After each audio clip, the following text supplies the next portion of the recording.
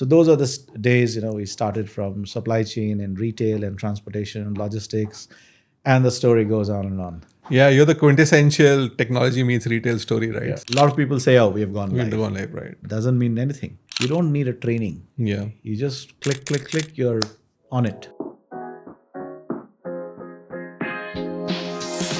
Salam alaikum, hello, and welcome back to your favorite podcast, Retail Remix Stories, powered by Fynd. This is your place to get up close and personal with inspiring leaders who are not just building great businesses, but through their massively transformative purpose, are also shaping the future of commerce in the region. Today, we delve into the exciting space of off-price retail. And by all means, it needs technology solutions which are not necessarily in line with what works for other brands or other retailers. And that's the paradox we're going to try and solve with Bappaditya Banerjee, who is the Director of Technology at the newest unicorn in the region, BrandsForLess Group. Welcome to the show, Bappa. Thank you, Dharam, and good afternoon to all the viewers. So I have been in BrandsForLess for almost 2.5 years now, and I've had a retail career in technology and systems, spanning almost like 2.5 decades. Nice. Right from the year 2000 when I passed out of college, and then have been working with mostly retailers and consulting companies, implementing systems, technologies, applications on the retail. Amazing. Hold that for a while, Bappa. I think for our listeners, they really want to understand who's the person behind the professional, right? So Right. would love for you to share something about, your growing up days. Where were you born, or your family, any influences that have shaped you to be the person you are today from your childhood days? Yeah, so I grew up in Calcutta, or Kolkata as we call it now, in India. Schooling over there. Then I passed out of engineering from Jadavpur University in electronics and electrical engineering, and then I started working. Right, so I always had this aspiration to become a software engineer, and those times these were probably one of the few coveted professions. Then did my engineering, and after that started in a company, did some software development for some printer drivers of Lexmark, which is like kind of microprocessor embedded programming, and I was loving the aspect of technology that I got into. But then what helped me most was the fact that I always wanted to be along with the business, understand the processes, and then create meaningful technology that help businesses and brings in value. So that led me to do my MBA, and I did MBA from SPJN in Mumbai, and then passed out in 2004, and ever since I've been working in retail, because SPJN was the stage that gave me the technology, retail, and the business process and the domain. So I got into a pre-placement offer from i2 Technologies, which later got acquired by JDA, and now it's Blue Yonder. So those are the days, we started from supply chain and retail and transportation and logistics, and the story goes on and on. Yeah, you're the quintessential technology meets retail story, right? Yeah. So it's reverse to me what I'm doing. I've been a retailer all my life, and now I'm being a software salesman, as I like to call myself. But just going back to your childhood days, right? A lot of us get influenced by parents or a role model or a teacher. Were there any such influences, and how have they shaped you? To be honest, when I was growing up, and those days, there was very limited exposure, to the outside world, right? So most of the influencing were either through the cricketers. Who's your favorite cricketer then? Those days it was obviously Kapil Dev when we grew Nice. up too, but I had a strange fascination towards Srikanth because of the way he played. Right. A little eccentric, and of course, aspirationally look up to your teachers, but most importantly, I was looking up to my parents and the way they brought me up. Both were working parents. Nice. And of course, my sister is like 8 years elder to me, and she was studying in university, and then she got a job. So I always had the urge to do something for myself, and being an engineer or being a doctor were only probably two broad professions at that point in time. Right. Of course, as with all the parents, my dad wanted to be something else. My mom wanted me to be something else, and I became something else. So that's how it turned out. Yeah, amazing. One more similarity between us. I also have a sister who's almost as old as that. So, Okay, right. and then so engineering to retail. How did that transformation happen? Right, because you Yeah. worked at Mindtree, you worked Correct. for a long time there, right? And then so how was that transition? So when I was like doing my MBA and passed out in 2004, I got this pre-placement offer. I did my internship in IT Technologies, and they offered me a position after the internship. And they put me into the RTL domain, which is retail, transportation, and logistics. And from there on, started my journey of retail. I started liking retail. I started liking the technology because a lot of things were empowered to me. So, for example, that point in time, we were implementing something called the merchandise planner for Argos in the UK. It was a catalog retailer, right? So looking at the technology, looking at the systems, how you do merchandise planning. Similarly, we rolled out in Woolworths, Australia, and those days I too had the best minds in the supply chain. So we had a team who used to go and do the implementation on ground, but I was in the offshore trying to configure it and manage it from the back end, looking at the technical aspects. So I still remember, right, all the things that we did on the systems, those point in time, and merch planning, replenishment planning, demand planning. And when it got implemented, we used to get the feedback from the ground, how it got implemented, what benefit it brings. Of course, I was a sort of fresher into the domain as such. So that really, made an amazing impact on me. Another impact is when I was in I2, we built something like a demand forecasting engine for Cypress Semiconductors, which was one of the largest semiconductor companies in those times. And this was with some low code, no code language those Right. days, Those days. 2004. Yeah. So nothing major programming. So they used to call Lua, so which is like a embedded object programming. So I basically, I went and found all the different parameters in which they do the demand forecasting. And then myself, I built a model of how much to produce for each day, a production model, etc., based on the demand, based on the forecast, based on the historical sales. So I just sat for a couple of weeks all by myself in the office till late night, and I produced something and I shared the output with them. And they really liked it to the point that they said that I need this in the core product. Nice. So then, I was tremendously excited about the fact that such a billion-dollar organization was using, the model that I started. Of course, it got refined, later. Right. But that was the initiative, and it took me into retail, and I wanted really to be part of the game. Nice, amazing. And then how did that transition to Landmark Group and Dubai happen? Of course, after that, I was working in I2. Then I went into Cognizant Technology because I got married. Nice. And I wanted to go back to my hometown where my wife was from or is from.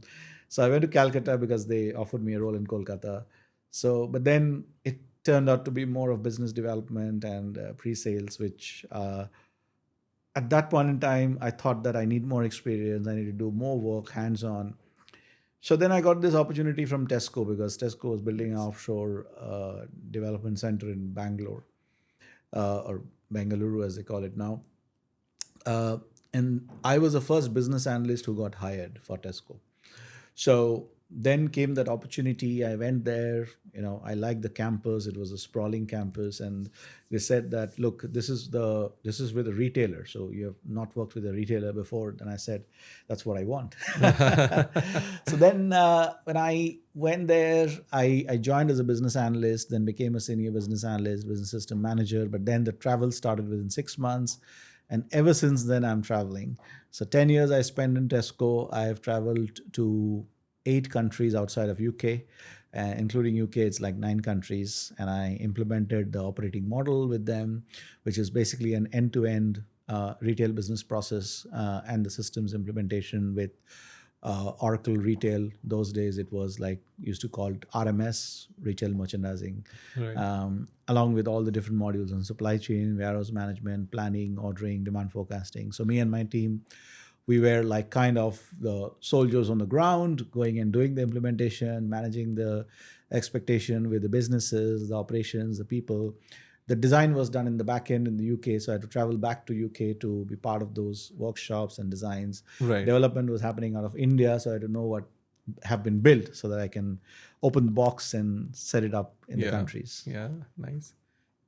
And then Dubai happened, right? So how did that come about? So Dubai story is also very interesting because when I was in Tesco, I was in China in 2013, right? So we were implementing the similar thing in China. And then what happened is one of my ex colleagues of Tesco, he was in Dubai in the Landmark Group.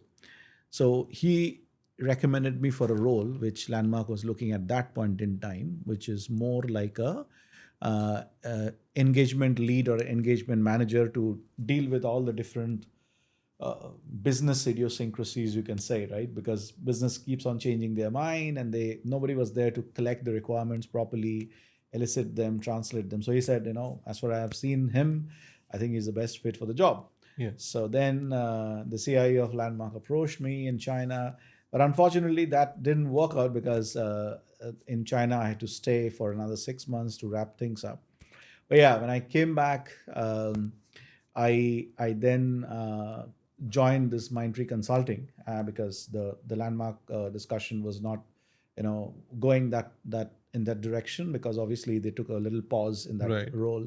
Right. And they again came back after a year. Right. And then I said, "Are you sure?" I said, "Yeah, we are 100% sure." Yeah. And then I came to Dubai and joined Landmark. Yeah. But then somebody got hired in that role already. So, but Kirit Shah was the CIO. He didn't want to lose me, so he inducted me as IT head of one of the Landmark businesses, Home Center. Nice. So I worked for a couple of years there, and after that, Landmark IT got centralized into one IT from all the different businesses. So I was instrumental in bringing all the different technology functions across the different businesses and the concepts of Landmark. Like you have the home division, your fashion division, toys. So all of that into a central IT. And then when we managed to do that, I was doing the change management with the CEOs, with the finance heads and all of that. Yeah. Then CIO Mohammed Al Fanichi, he then offered me a role to become the general manager for business engagement, strategy, and portfolio management. Nice. So I was then looking at all the engagement with the businesses, collecting all their requirements, demands. So the initial work that you do to start any project or to kickstart or kick off any of the new evaluations and any of the things that you do. So I was in that role for a good 6 to 7 years. Nice. And then now coming to BrandsForLess, right? I think it's again in that sense a paradox, right? Because whatever you've been doing so far is about organized retail in a certain way. Yeah. And at BFL you are thrown up challenges, which we spoke a few weeks ago about, how you're a treasure hunt category really, and how it's principally different from most other categories, right? So how's that challenge been, and how you shaped up? Yeah, the biggest challenge in BFL is the fact that we are a deal hunter, right? So we hunt for deals. We have jobbers, we have different vendors, suppliers, brands, from whom most of the times we have to buy merchandise which is from the past season or which has been a bit of aging in their warehouses. Of course, these are authentic, genuine, brand new merchandise of fashion or footwear or home or toys, all categories. But the way, these things are packaged in their warehouse in whatever way they have chosen before they have give the offer to us, right? They will not do any kind of value-added services or activities in segregating them, building proper boxes or cartons and scanning and labeling and doing QC checks, nothing. So for us, when we get an offer, it's like leave it or take it. Right. Okay. So this presents itself in a very, very unique opportunity where we do not have visibility of what we are getting, right? We know at a broad level we are getting these styles, these brands, these type of products, right? But we don't know exactly, I'm getting this particular red T-shirt or the white sneakers, this particular style, this particular UPC, this is the picture. We just, get a deal of, okay, I've got 5,000 Puma shoes or I've got 10,000 Nike shoes. Of course, they give us a very high level picture of the information, but they also themselves don't know most of the times what's there in those boxes. Right.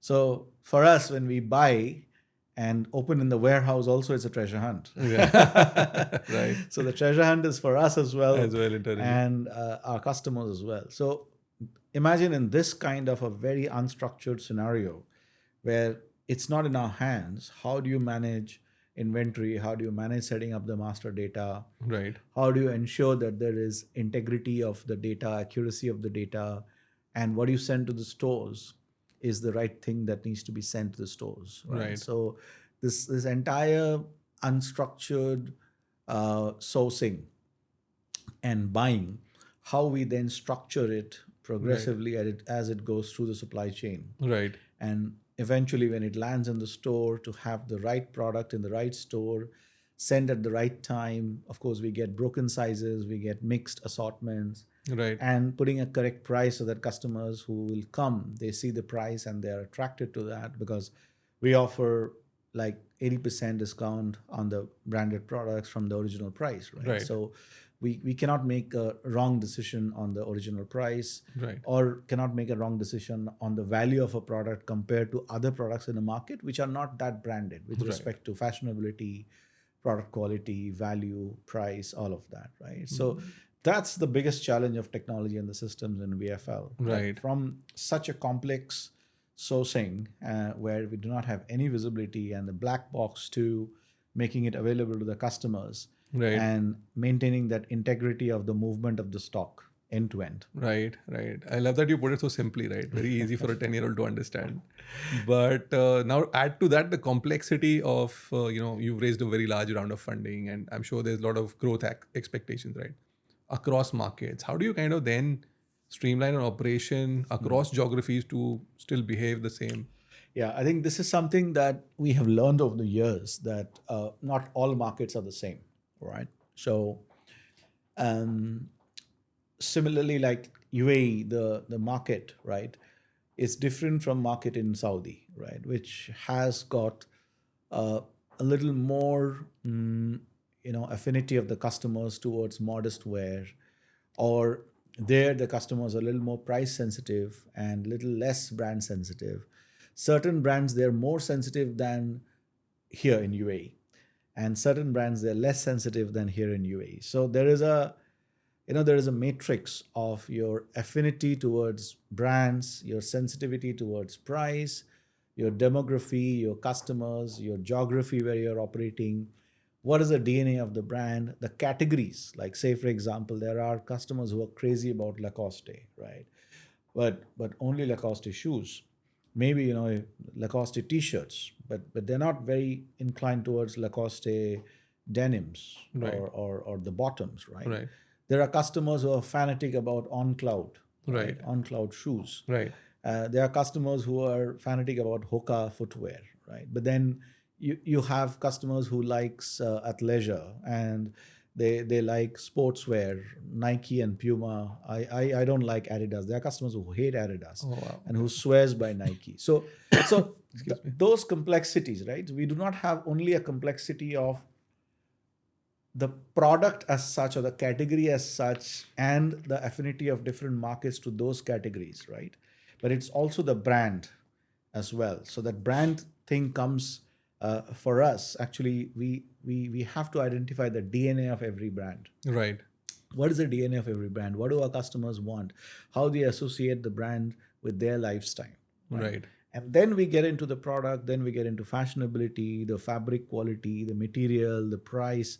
So the number of parameters that we have to play around is huge. Yeah. And it all depends on market to market. Right. Now, one of the challenges we are facing now is how to price it rightly, right? Because we don't want to price it very high and then send it to the stores and let it age for 3 months, and then we start, marking it down and end up losing margins, right? Right. So how to do the right initial price so that within 4 weeks it sells out. Right. So our target is to turn the stock every 2 weeks, 3 weeks, 4 weeks, because the entire business model of off-price is to have a very, very fast churn. Right. Because we don't have seasons. Right. That we don't have season of summer, spring, autumn, winter, a drop comes. Then, you start doing promotions, markdown, end of the season, pack everything, send it to the warehouse. Right. We'll again send it next season. Right. We cannot do that, right? Once it's sent to the stores, everything has to sell. Yeah. Nothing comes back. So the success of the business depends on the this speed of the throughput and the flow, Right. which we call the turns, right? Right. Stock to sales ratio, the Ratios, stock to sales right. turns. The more we turn, the more we churn, the more it gets sold, the more we can buy, Right. the more deals we can buy. The store looks more newer and fresher. Right. That newness and freshness comes in because our customers are like, they go around and every time they go to the mall, they come to the store to see what's new. So we don't want to show them the same merchandise over and over and over again. Right. So that's the complexity of off-price. Yeah, and one more complexity that's coming to my mind is e-commerce, right? Because for a very long time, TJ Maxx themselves were away from e-commerce for a long time, right? And then now you have this booming channel. So how are you kind of translating those challenges which are coming on the e-commerce side? Because you have the same problems where you don't have depth of inventory, etc. How do you kind of solve them? Two things here. When we started as a business, right, we always thought that off-price is something which is a little more impulsive, right? You don't come to BFL store with a target in mind that I have to buy a t-shirt for evening wear, for a party or something like that, right? So you just walk into the stores, depending on what you like, shoes, etc. You just walk around and do a little bit of a treasure hunt, right? So it's the thrill of getting a deal on a product that fits you, you like it, of course, the price, brand. So all those, intersections, if it matches only, then you go and pick up, right? You don't go and pick up just because, okay, fine, it's a brand, but if it doesn't suit your size, you don't pick it up, right? So for us, actually, the conversion in a store as compared to a traditional retailer is much lesser with respect to targeted purchase. Right.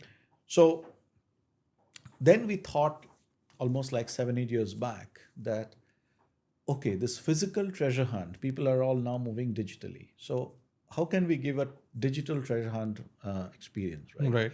And this is where e-com started with, a few categories with a few products in a certain departments that, okay, this is let us play around and let us experiment with these categories. So we started with a few footwear, and we started with certain brands of perfumes and footwear. Right. And then we saw it really sold well because of the price points and because of the fact that we already made a name in the market that we are selling, of course, genuine, authentic brands. We are in the malls. We offer you that trust and guarantee and warranty, right? So then we saw tremendous growth. And ever since, e-commerce for us has been booming, majorly because of the fact that people who don't want to go and spend a lot of time in the stores, right, doing that treasure hunt, are very happy to do that digital treasure hunt in their app. Right. So that has really taken off well for us. Right.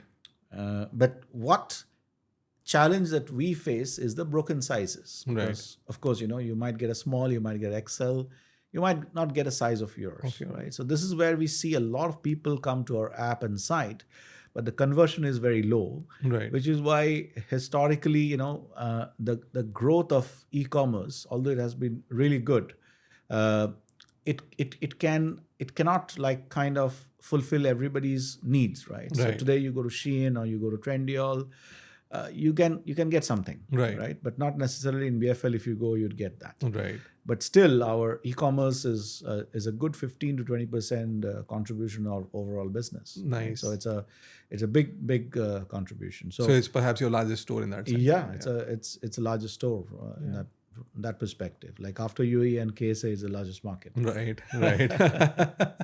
Yeah. And I was reading some of your articles on LinkedIn, right? And your entire perspective of, what's important for technology versus how much ROI you're going to generate out of it.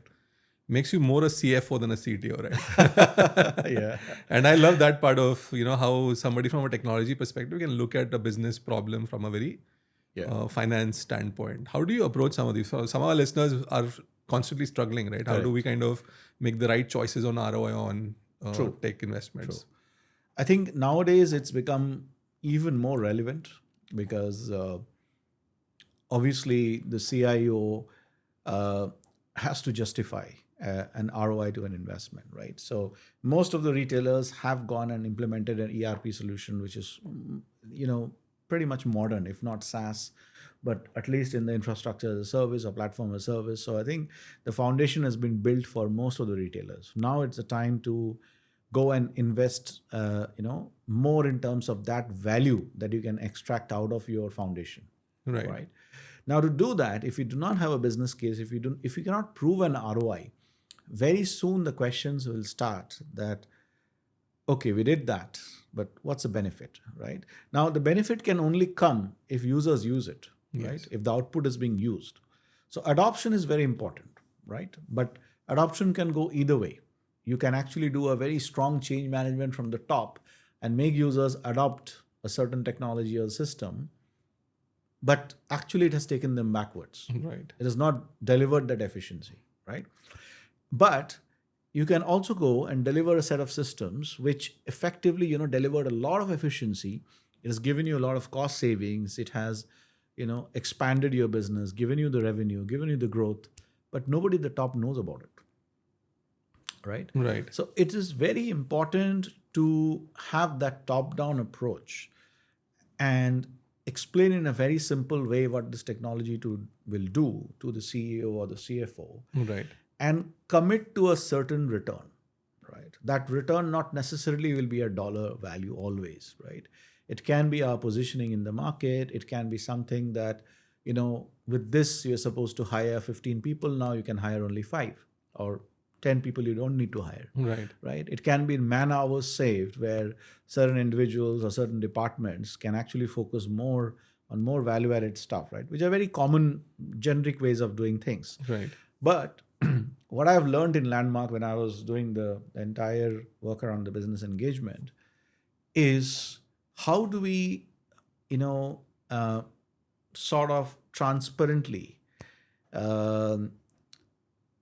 compute that, right? And show that value to start with and create a business case. Right. Rather than taking, random numbers and as per the industry standard, CEOs and CFOs, okay, what industry standard? Who has given you this industry standard, right? So then you say, oh, XYZ vendor has given. Okay, now XYZ vendor, how do they know? Right. So I think it's very important to diligently spend some time building that case. Right? Because if you don't build that case properly, first of all, you might not get an investment. Right. And if you don't, and you might even get that investment if somebody else influences, but you'll not be able to justify and prove that later. Right. So for me, it is very important that anything you do it properly with a certain ROI, with a certain case. Right. And that particular implementation doesn't stop the day of the technical go live. Right. A lot of people say, oh, we have gone live. We've gone live, right. Doesn't mean anything, right? Your work starts then. Exactly. It's like, you bought a DIY piece of furniture. Yeah. And it's got delivered and it is sitting in your living room. Yes. You haven't unboxed it, unpacked it, and used it, right? Yeah. So the thing is, this is where I think the real value comes in. That after go live, 3 months, 6 months, how do you measure the value? The value.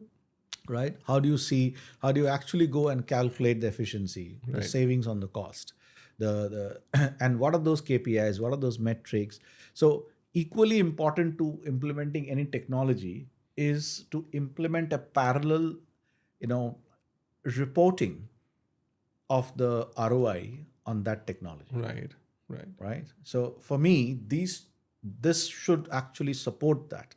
Just building and implementing a technology is not enough. You should have a reporting capability where you can track the ROI and scientifically you can prove that to the management. And once you're successful in doing it for your first project, then I think the rest of it, there is a amount of trust that the CEO or CFO of the organization has on you, right? Right.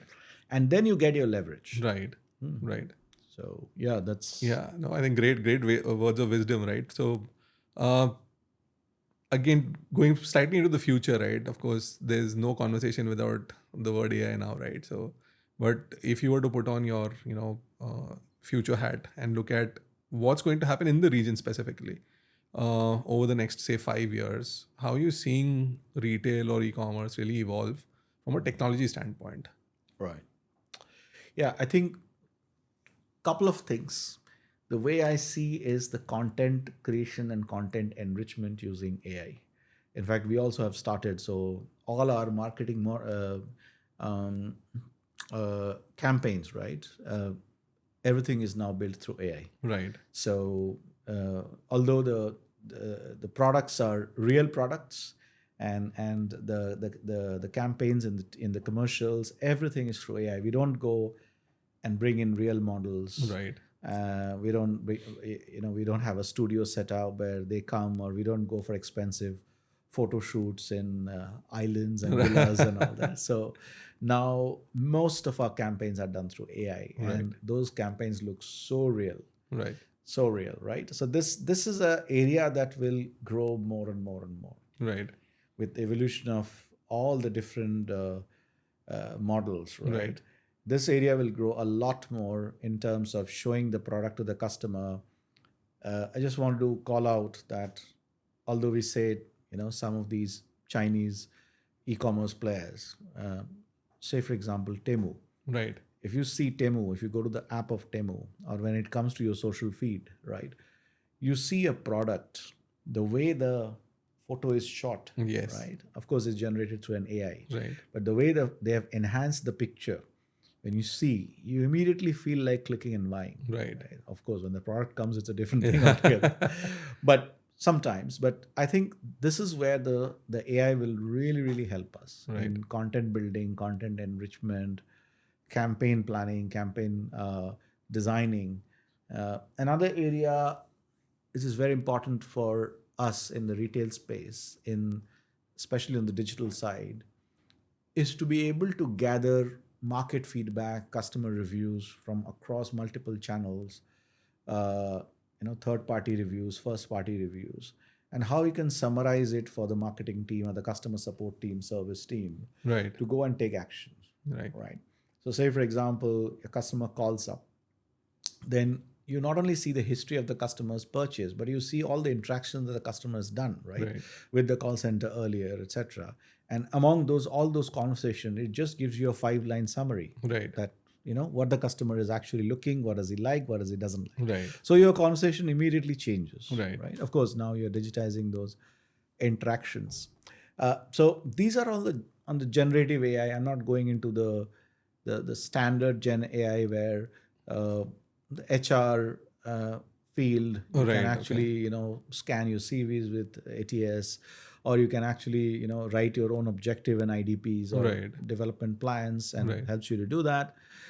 Another thing, especially for us in the off-price industry in BrandsForLess Group, is the fact that, as I told earlier, that you get your products in a very unstructured format, right? Right. So how can AI help to structure that? Yeah. Right? Because physically, when you receive a product, you take out a product, right? So we are now experimenting with a technology where it can visually see the product, and it can basically, based on that visual inspection, when you take a t-shirt out of the box, it sees that, okay, it's a t-shirt, it's black in color, it has got this brand, etc., etc., it's got this fabric. Immediately it starts figuring out what those attributes are, and automatically creates the product and enriches the product, right? Okay. So nobody has to go and key and find the 6 levels of the merchandise hierarchy and all of that, right? Right.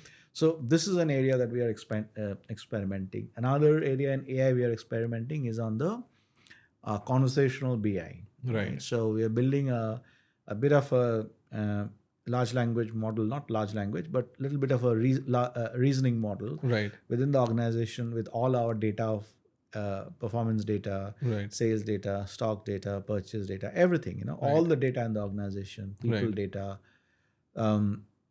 And we are building a conversational BI platform where a CEO or CFO, anybody can go and ask certain questions, and it will go and sort of look into that data and give the insights. Right. So as an example, the CEO is saying, hey, last week I didn't see good sales in my XYZ store. Then it will look at the data. Yeah, these are your top selling categories. Now these categories didn't sell, which normally sells in the other weeks because the footfall of kids have gone down Right. because school has started. Or maybe, Yeah. footfall of kids have gone up. So you Yeah. see a spike in toys Right. because the holidays have started. Right. Right. So it then marries the data of your promotions, your calendars, all the events that happens around in this part of the world, Right. maybe sometimes geopolitical tensions. So with all of that, it gives you a nice insight into a story Right. and tells you why it happened. Yeah, great. So method to madness, right? Really. Yeah. Yeah. Amazing. Amazing. I think that's mostly my questions around the professional side of things. Just coming back to the personal side of things to spice this up a bit, but usually I like to ask people about what kind of books they read and who's their favorite author. Any one book that's really kind of made a change in the way you think. Yeah, I was just recently I started this book. It's called Rewired. So it's a McKinsey publication, and it's mostly around a guide to the senior executives of how to handle this madness of digital transformation, AI, and how exactly we need to approach this. Right. So I really like the book because of the way it explains in a very simple language, and the crux of it is, as I was saying, right, that making technology simple for the people in the business, the decision makers, the influencers to understand in a very simple way, um, and hide that abstraction or the complexity of doing it to them, right? So they should not be very overwhelmed when you're explaining things to them. Right. So they should know exactly what they want to know, plus a little more which they can appreciate and understand. Right. Right? You should start with that. And everything starts from the top when it comes to digital transformation or AI-led initiatives. Right. So if the CEO of the company or the managing director or the board or chairman, they don't understand, then essentially what you're doing, as I was saying, right? You go and roll out a technology, it might give you some benefits, but no one understands. Or no one, appreciates that. Right. So this change management from the top and influencing from the top, which goes down to the executives and then to the users, then the users also will get very excited because they have given a directive. They're given a directive from their managers. Their managers have got a directive from the top. So the adoption becomes very easy. Right. But I think nowadays with all the digital transformation and AI, I feel that the word change management, adoption, I think this will become a little less relevant. Right. Right? Imagine when WhatsApp started. Yes. Nobody came to us to teach us WhatsApp, right? So there's no change management. There's no adoption. Yeah. It came in my phone. I downloaded it. I started using it. Right. Most of the apps that you download today, you don't need a training. Yeah. You just click, click, click. You're on it. On it. Right. So that's where the enterprise systems are also heading towards. Right. That, okay, you build something, you go and show it, and they see it and they immediately love it. And once they love it, they start using it. Then the word spreads around. Right. Right? Then this is also a way of doing a change management. Right. That you show and tell. Yeah. Rather than asking and then going back and doing and then coming back, right? You show and tell. And I believe that, every piece of design that you do for any application, I mean, this is where my product mindset comes in. It should follow a 3-to-1 principle. Right. So 3 means essentially to navigate to any functionality, it should not take more than 3 clicks. Right. Right. 2 is between each click, right? Whatever work it does, it should not take more than 2 seconds. Right. And 1 is within 1 hour, you should be able to play around and learn it. Right. Great. I think that's it. That's a great mantra. So I think one of my favorite questions these days is there's 3 pillars, right? There's innovation, there's growth, and there's efficiency. And all these 3 usually are either challenges for a CIO or they're an opportunity. if you have to choose one of these, and most of them one comes at the cost of the other, right? Correct. If you had to choose one today, Right. what would you choose and why? I think it depends on who is a customer for that, right? And what kind of business you are in. And also at what stage in the journey that we are in the organization with respect to my department or function. It's not just about technology or IT. I think any function. Right. So there are functions which are very mature, right? So they look more around innovations, but there are functions which is going through a transformation and they are looking more at efficiency. And there are functions which basically has reached that maturity, but for them, innovation is something takes a back seat compared to the growth because they have to deliver. Right. Right. It's the end of the day, it's the money that comes in. Right. Right. So I think talking about BrandsForLess or talking about the company that I am in now and the situation and the stage that we are in the technology department, Right. We have managed to go and implement a lot of enterprise systems in the last 2 years, 3 years. And we are at a stage where we are now basically looking at re-engineering a lot of processes, right? And there is a lot of moving parts. Now, when there is a lot of moving parts with respect to processes, because now people are seeing the convenience and the benefit of the systems, right? So now they are thinking of the process that, okay, what if I do this? What if I do that? So they need that simulation, right? Now, when you do that, you cannot talk about efficiency, right? But because it's all about what's the best way of doing it. Let's go and brainstorm. And this is where innovation comes in. Yeah. So I think the innovation will come first for us. Nice. Now, once you innovate, once you know that this is the right way of doing it, now then you bring in the efficiency to build some automations, and what are some of the non-value adding stuff that users do every day.